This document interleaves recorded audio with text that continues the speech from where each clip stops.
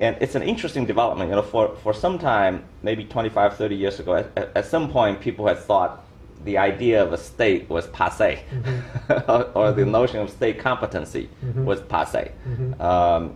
But you have, among political scientists, you have sort of led the way in reviving the concept that the state was important. I mean, I think in this volume, you've also further pointed out that a competent state, a functioning state, was a prerequisite of political and national success. I mean, without which, we've seen a lot of situations where, especially Americans go in and they institute different political systems, essentially electoral democracy, but they don't have a state yet.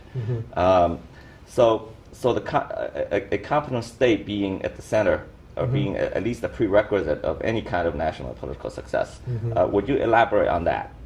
Well, I think it's hard to generalize across the West, because in Europe they've got a much stronger tradition of state, in France and Germany and places like that. But Americans are different, because democracy was always critical to American identity, and Americans, I think, in many respects took the state for granted. And particularly after the rise of Ronald Reagan and Margaret Thatcher, we went through a period where there was a dominant ideology that said that the state was the enemy of free markets and individual freedom and so forth. And so the pendulum swung away from thinking about the state to thinking that everything could be done simply as a matter of private enterprise and so forth. And I think this led to some policy mistakes, both in the United States and in the kind of advice that we gave to other countries. In many developing countries. But I think now the pendulum has begun to swing back, because I think people have realized that